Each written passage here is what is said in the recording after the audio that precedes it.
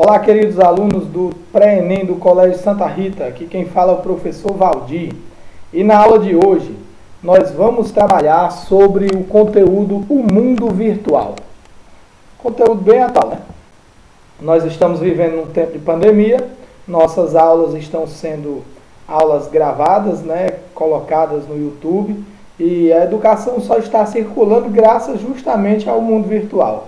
Então, na nossa aula 4, temas e atualidades, do caderno 2 do Sistema Farias Brito. Para mais informações, vocês vão ler entre a página 140 até a página 146. Né? Então, o tema, o mundo virtual. O mundo virtual. Desde as últimas décadas do século XX, a humanidade vem presenciando uma série de transformações e inovações tecnológicas denominadas de terceira revolução industrial ou revolução técnico-científica, revolução científica tecnológica, repercutindo em várias áreas, afetando o cotidiano das pessoas.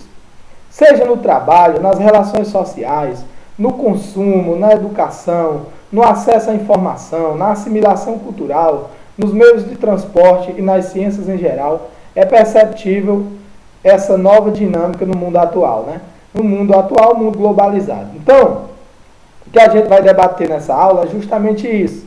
É o mundo virtual e as suas modificações, né? Então, como vocês podem ver, hoje nós estamos em um mundo completamente marcado pela conexão do acesso à internet.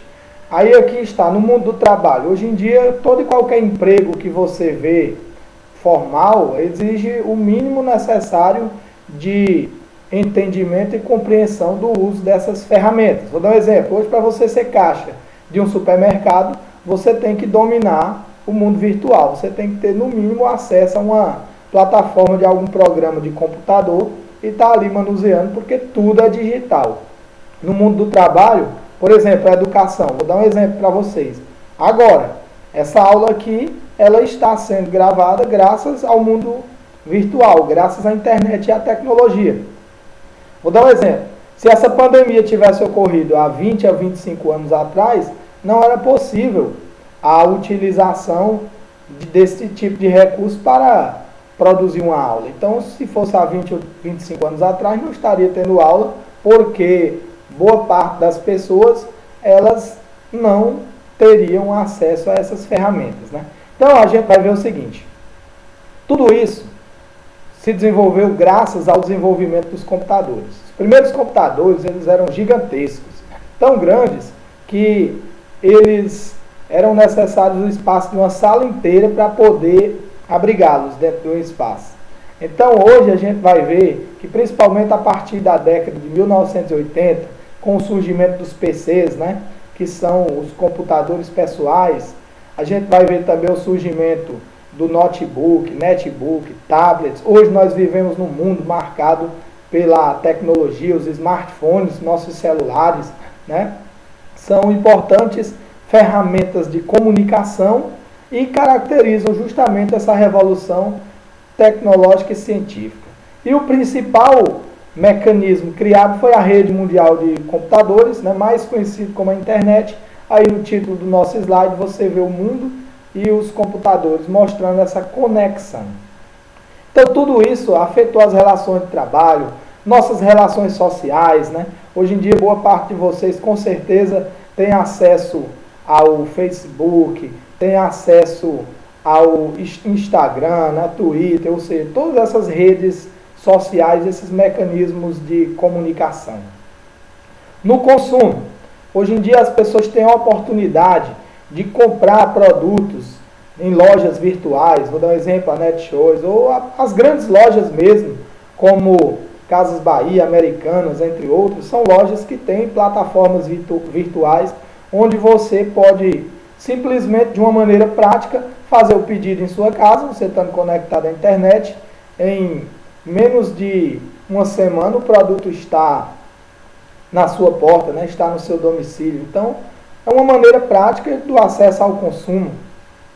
Na educação, como eu disse a vocês, nessa época de pandemia, nós só estamos conseguindo ter acesso ao conhecimento e continuando o nosso ano letivo graças justamente a isso, às plataformas, graças às aulas gravadas que são postadas, né? No acesso à informação. Hoje em dia nós vivemos num mundo dinâmico. As informações elas circulam numa velocidade nunca antes vista. Vou dar um exemplo para vocês. Quando ocorre algum acontecimento no mundo, como foi o caso daquela tragédia do voo da Chapecoense, em segundos, em minutos, o mundo inteiro toma conhecimento dessa informação, né? Então isso é graças à globalização e o acesso à informação graças a esses novos mecanismos.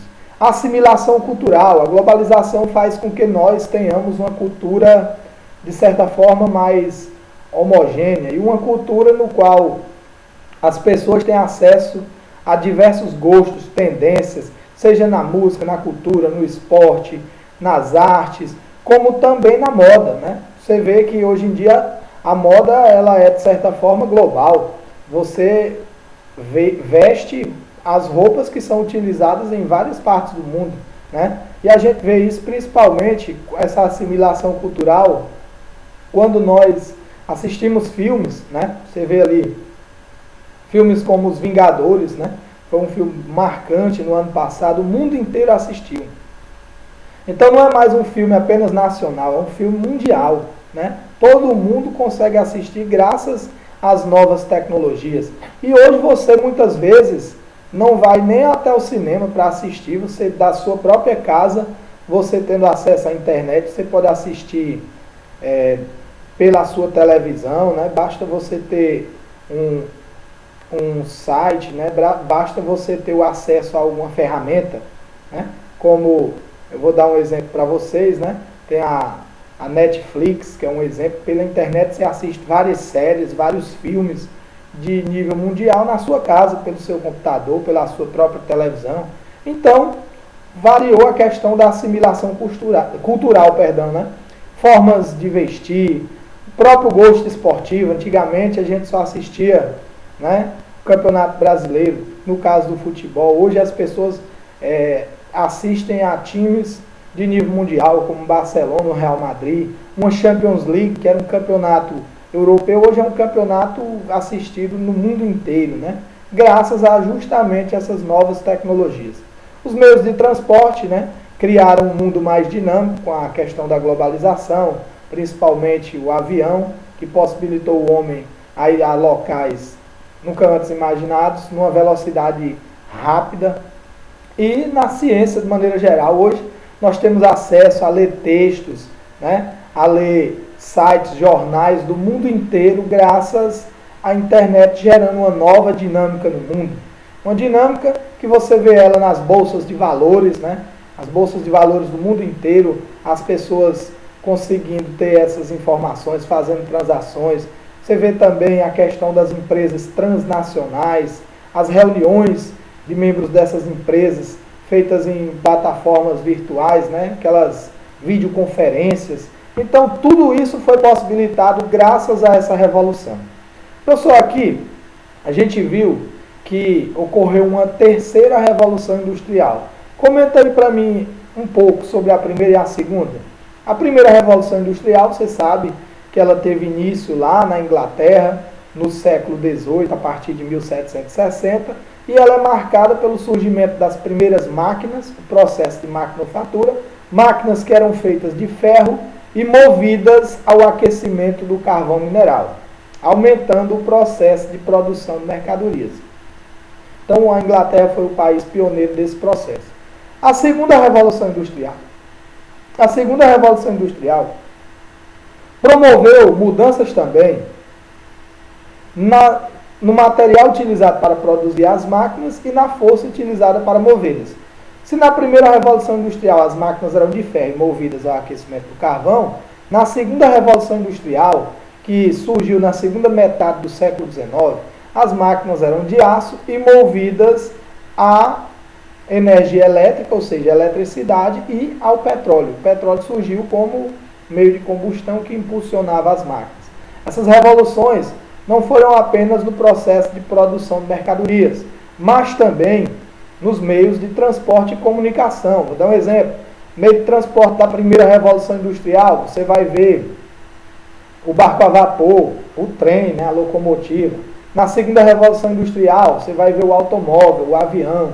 Nos meios de transporte, telefone e o telégrafo. Né? Então, ocorreu revoluções tecnológicas, ou seja, surgimento de novas tecnologias que revolucionaram tanto o processo de produção de mercadorias como os modos de vida dos homens, né?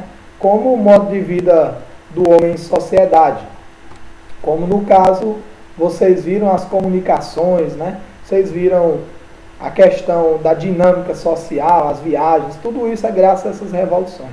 E aí, os historiadores costumam chamar de terceira revolução industrial essa revolução tecnológica e científica marcada principalmente pela utilização da internet e no campo da produção de mercadorias a automação, com o surgimento de máquinas que fazem a produção de mercadorias de forma automática.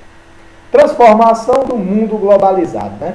Professor, quais as principais modificações geradas por essa terceira revolução industrial, por essa revolução tecnológica e científica? Primeiro, advento das telecomunicações. Né? Então você vai ver que através da televisão, né, através do rádio, principalmente da internet, as transmissões, né, via satélite, o mundo passou a ter um acesso muito grande a informações. Vou dar um exemplo para vocês. Vamos colocar aqui o Brasil. O Brasil é o país do futebol. Né? Não é o país que inventou, quem inventou foi a Inglaterra, mas é o país pentacampeão mundial de futebol. As primeiras Copas do Mundo que o Brasil venceu, 58 e 62, a população brasileira assistiu, escutou pelo rádio. 1970 foi a primeira Copa do Mundo que teve o acesso ao sinal de televisão, às telecomunicações, mas boa parte do povo brasileiro ainda escutou pelo rádio ou assistiu em televisões preto e branco.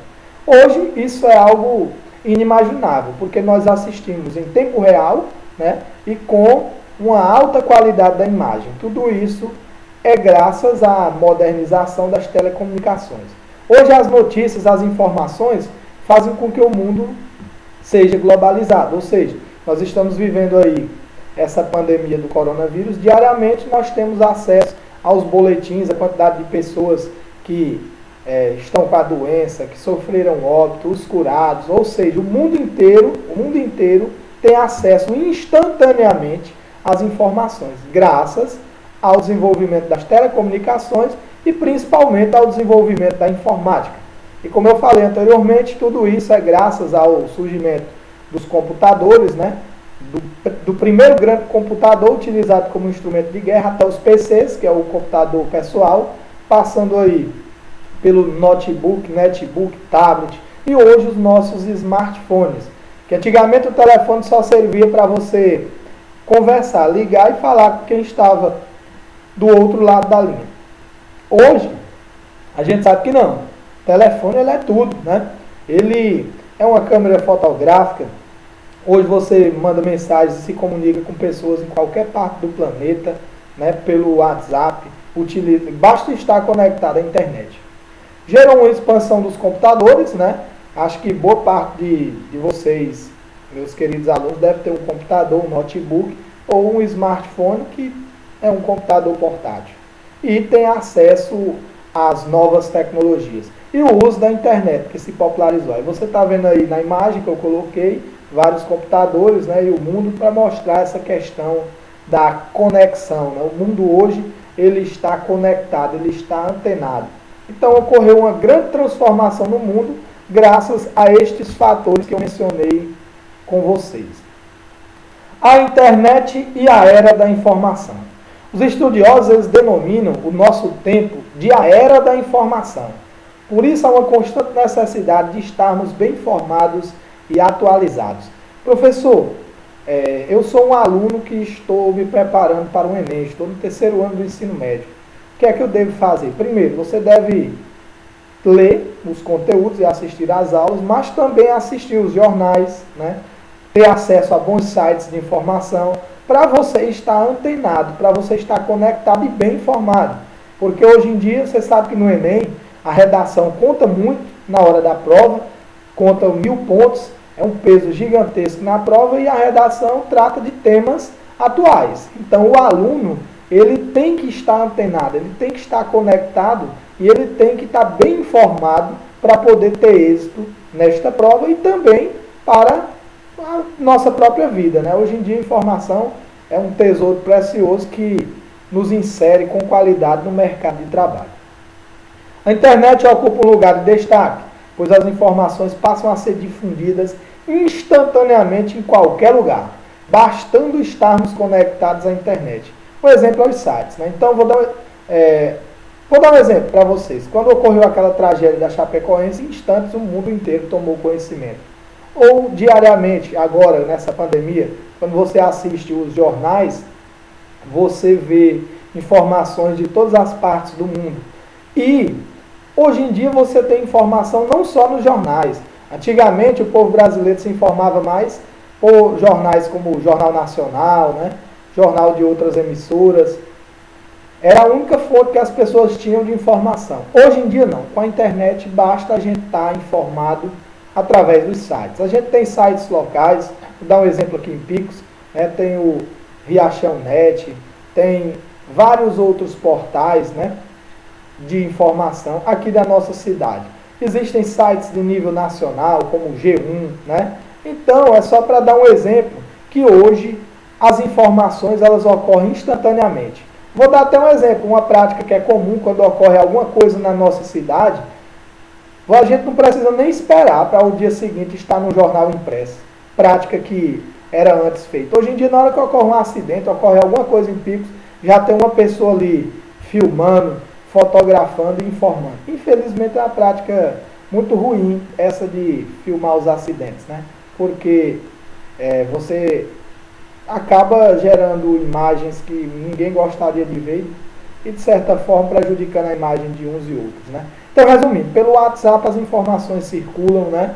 Pelos sites. Então hoje nós vivemos essa era da informação. No mundo do trabalho, destaque para os escritórios virtuais e o comércio online. Aí é a mesma coisa que eu já tinha dito anteriormente, né? Hoje em dia, principalmente num tempo como esse de pandemia, você já deve ter observado que os programas esportivos estão sendo feitos na forma de videoconferências, cada um em sua casa está promovendo o debate. Ou os jornais, existem jornais em que ocorre essa plataforma online. E no mundo dos negócios, né, as grandes empresas, ocorrem as reuniões através de videoconferências. O Senado, as câmaras, os deputados estão fazendo isso, né, os famosos escritórios virtuais. E o comércio online, eu já disse a vocês, grandes empresas, elas têm lá a sua plataforma digital com preços, com as propagandas, né? E o Brasil, para quem não sabe, lidera o ranking do comércio eletrônico na América Latina, né, superando o segundo colocado, a Argentina e o México. Né? Então, Brasil, Argentina e México são os 3 países da América Latina líderes do comércio eletrônico. O Brasil é o país líder, lidera esse ranking. Acho que muitos de vocês já devem ter comprado eletrodomésticos, roupas, calçados pela internet. É uma maneira prática e rápida de você conseguir os seus produtos sem sair de casa. Aí aqui nas imagens eu coloquei o símbolozinho do WhatsApp com o smartphone, acho que isso é uma coisa comum a todos nós. E aqui do outro lado, abaixo da minha imagem, você vê aí uma imagem do mundo e vários sites de informação. Né? Você já deve ter percebido que antes a notícia era através do jornal impresso ou do jornal televisivo. Hoje não, através dos sites nós temos acesso às informações do mundo inteiro. Professor, e o lado negativo do mundo virtual? O lado negativo do mundo virtual é justamente o consumo compulsivo e o endividamento. Como assim, professor?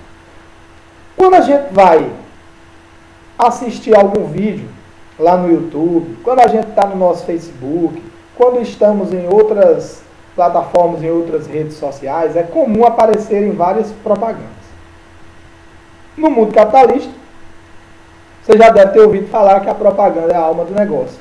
Então, às vezes, você nem está pensando em comprar aquele produto, mas aparece uma propaganda, uma promoção, e faz com que você busque consumir aquilo. Então, muitas pessoas hoje, elas estão vivendo o consumo compulsivo E o endividamento, vou dar exemplo. Tem uma televisão de 75 polegadas, a televisão custava 4.800 ou R$ 5.000. Aí tem uma promoção que é listada de 3.500 ou R$ 3.000. Aí muitas pessoas nem estão precisando de uma TV daquela, mas vê a promoção, se sente motivado a comprar e divide em 10, em 20 vezes no cartão. Muitas vezes faz uma prestação acima do que pode pagar, principalmente as classes menos favorecidas, e aí acaba contraindo endividamento. Então nós temos que tomar cuidado para não sermos levados ao consumo compulsivo e ao endividamento.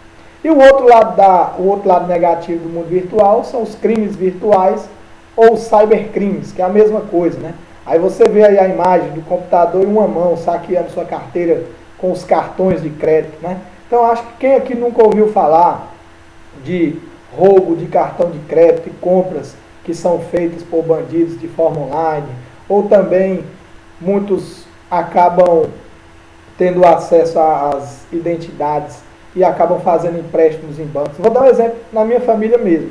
Minha mãe ela é aposentada e pensionista do INSS.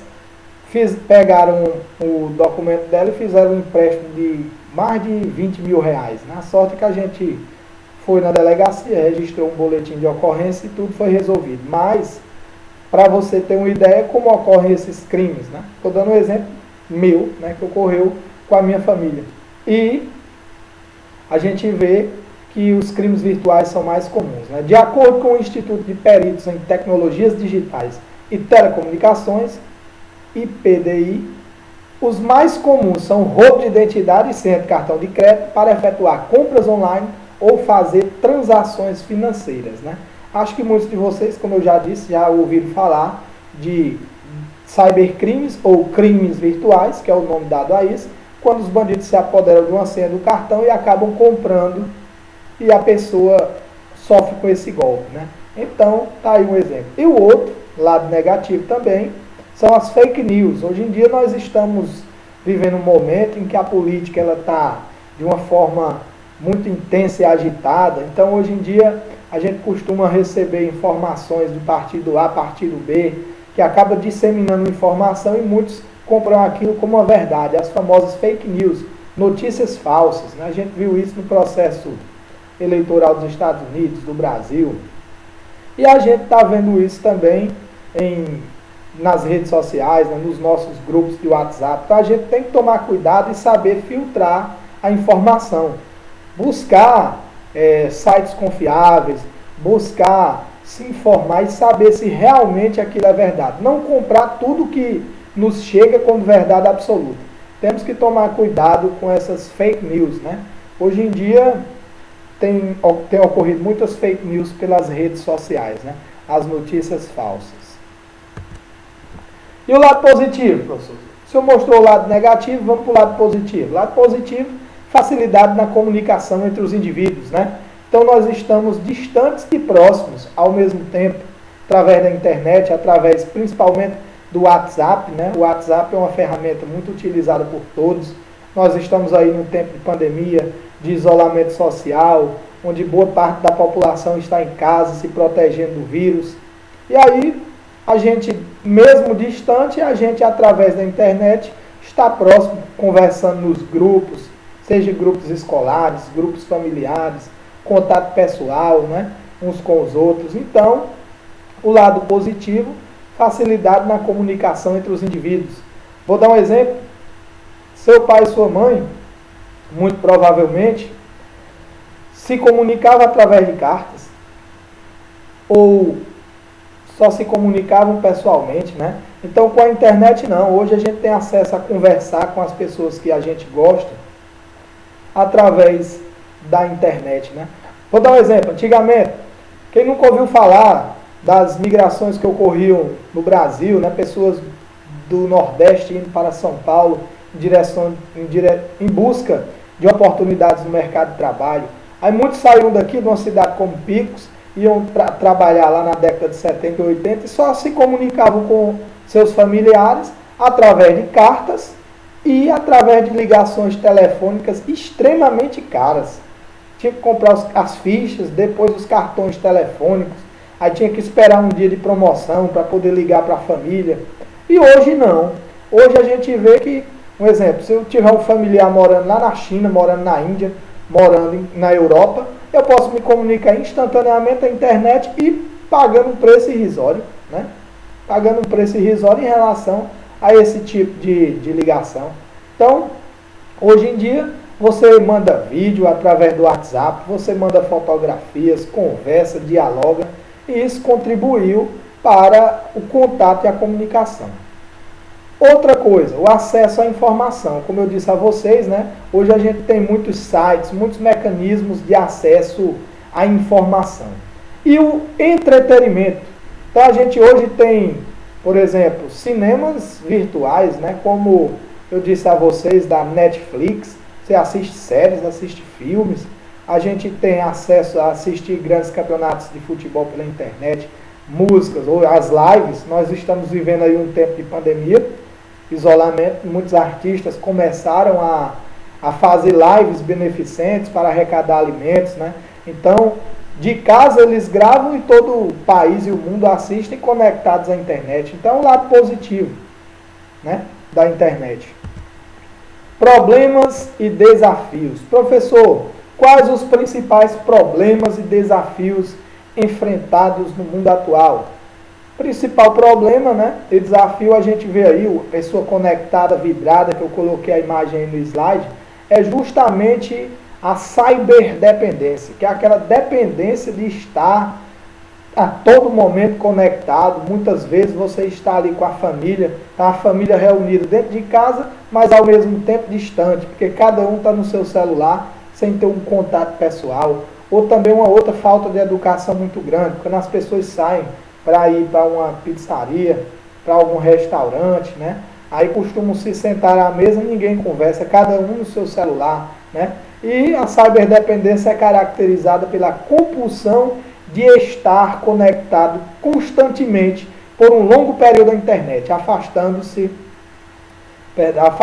da vida social. Perdão, era para ser da vida social aqui, não da internet. Então, muitas pessoas acabam estando isoladas fisicamente e apenas conectadas nesse mundo. Atualmente está sendo bom isso, né, por conta da pandemia. Mas quando tudo normalizar, tudo tem que ser feito com moderação. Não podemos ser compulsivos, viver ali. Tem gente que já acorda, vai dormir e fica preocupado com as informações que estão nos grupos que ele não viu, as brincadeiras. Já a primeira coisa que faz ao acordar já é olhar para o celular. Então a gente tudo tem que ser na dose certa. Outra coisa que é um problema e um desafio é a distinção entre informação e conhecimento, né? Tem muita gente que diz assim, eu não vou mais ler um livro, eu vou ler só o resumo da obra, eu vou ler só um fichamento, né? Ou só um artigo sobre aquele livro. E não é a mesma coisa. Então a gente tem que saber que as informações, né? Informação é diferente de conhecimento, né? Você tem, eu vou ter ali uma síntese, um resumo de um livro, ou o livro, o que é melhor? Com certeza o melhor é ler o todo, é melhor do que ler apenas as partes de uma obra. E também muita gente, como eu disse, acaba lendo informações e não filtra. Então a gente tem que saber filtrar e saber utilizar a internet, né? A internet é uma excelente ferramenta de comunicação, de conhecimento. Então tem muita gente que, eu vou ler o resumo. Não, leia o livro. Hoje em dia você tem a possibilidade de assistir 1000 aulas de 1000 professores diferentes sobre o mesmo tema. A gente tem trabalhos acadêmicos, a gente tem uma gama de informações, né? Tanto no acesso a entretenimentos como shows, né? Músicas. A gente tem tudo isso pela internet, é saber usar na dose certa. Democratização do acesso à internet é um dos principais problemas e desafios. Enquanto a gente está tendo essas aulas online, que a escola está fornecendo, milhões de estudantes no Brasil não têm acesso à educação. Por quê? Porque a internet, ela garantiu uma expansão do acesso à informação. Muitas pessoas têm esse acesso, né? Por exemplo, quem tem um acesso ao computador, tem acesso à internet, está aí com o universo todo em suas mãos. Mas ainda não é uma realidade plenamente democrática. É apenas uma pequena parcela. Então a gente está vendo aí o Enem se aproximando, muitos estudantes brasileiros, principalmente das classes menos favorecidas, sem ter o acesso à internet, sem ter o acesso às aulas virtuais e ficando prejudicadas, né? Então, um dos grandes desafios para serem solucionados na política mundial é justamente isso: garantir a democratização do acesso à informação. Ou seja, que as novas tecnologias estejam presentes nos lares de toda a população, da maioria, e não só de uma minoria, né? Então, o que a gente está vendo hoje, de certa forma, é uma exclusão do acesso à informação, né? A gente está vendo uma espécie de minoria ter acesso, enquanto a maioria é prejudicada. Utilização da internet como um espaço mais democrático, com mais tolerância e respeito pela pessoa humana. Uma outra coisa que nós temos que buscar construir. Por quê, professor? Porque a gente está vendo aí na internet discussões políticas fortes, que muitas pessoas estão aí perdendo as amizades por conta desses debates. Então a gente vê também grupos neonazistas propagando suas ideologias através da internet. Também grupos racistas. Então a gente está vendo muitos ataques à pessoa humana. E o ideal não é isso, né? A gente tem que combater esse tipo de coisa e buscar utilizar a internet como um espaço democrático, com mais tolerância e respeito pela pessoa humana, né? Tolerância e respeito pela pessoa humana. Quais os objetivos, professor? Né? Hoje em dia a gente vai ver, principalmente para combater os cybercrimes, né? Ou crimes virtuais, a gente está vendo o início de ações do poder público, mas a grande meta é justamente isso: ações do poder público para punir os crimes existentes na internet. Vou dar um exemplo aqui no Brasil. Ocorreram alterações no Código Penal brasileiro entre 2011 e 2012, em que roubos de senhas, de cartões, né? Mas principalmente roubo de senhas de contas virtuais e outra série de crimes virtuais estão previstos no Código para prisão de 3 meses a 1 ano, né, de reclusão ou uma multa. E também a gente viu um projeto de lei, né, a PLC 35 de 2012, ela ocorreu após o roubo do celular, né, da Carolina Dickmann. Ela perdeu fotografias que estavam em um aparelho eletrônico utilizado por ela. Essas fotografias foram postadas na rede mundial de computadores, na internet. Vazou as fotos dela na internet. A partir daí, o governo brasileiro criou a PLC 35 de 2012, foi feito esse projeto, com o objetivo de punir os crimes virtuais, né? Então, a rede social ela tem que ter um limite, de certa forma, mas um limite para o bem, para a tolerância. Não é censura, né? Não é esse tipo de limite, e sim para você ter uma lei que preserve a integridade da pessoa humana. E o grande objetivo é esse, né? Tornar a internet um espaço mais democrático, que legitime a tolerância e o reconhecimento da pluralidade cultural em um mundo cada vez mais conectado, né? Então é justamente isso: reconhecer a tolerância, a pluralidade cultural em um mundo cada vez mais conectado. Você vê que hoje no nosso mundo existem vários grupos, né? A internet ela foi utilizada ao longo da história de várias maneiras, né? A gente vê grupos de preservação ao meio ambiente, grupos para doações de órgãos, campanhas publicitárias. Isso é o lado bom da internet. A gente também já viu a internet sendo utilizada para a política, como por exemplo, muitos de vocês já devem ter ouvido falar sobre a Primavera Árabe de 2011, movimento que ocorreu no Oriente Médio e em algumas regiões da África, onde pela internet as pessoas se organizavam para derrubar grandes ditadores que comandavam seus países há muitos e muitos anos, como foi o caso do Mubarak. E, através da internet, eles espalhavam a violência como esses ditadores faziam com a população. A gente viu aqui a Jornada de Julho de 2013, movimentos que eram articulados pela internet no combate à corrupção. Então, o grande objetivo da internet é isso: tornar a internet um espaço mais democrático, que legitime a tolerância e o reconhecimento da pluralidade cultural em um mundo cada vez mais conectado. E aqui você vê as pessoas de mãos dadas, né? Cada um simbolizando a união do planeta. Então essa é a mensagem. Próxima aula a gente vai estar respondendo algumas questões sobre os temas já trabalhados. Espero que vocês possam ter compreendido o nosso conteúdo. Fiquem